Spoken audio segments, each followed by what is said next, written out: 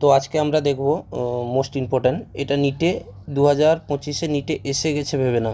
2025-এ RNase equation থেকে question এলে এরকম কোশ্চেন আসবে, এসেই গেছে, এইটা ভেবে নিয়ে কোশ্চেনটা ভালোভাবে দেখো। কি বলছে? For the following data were obtained given reaction.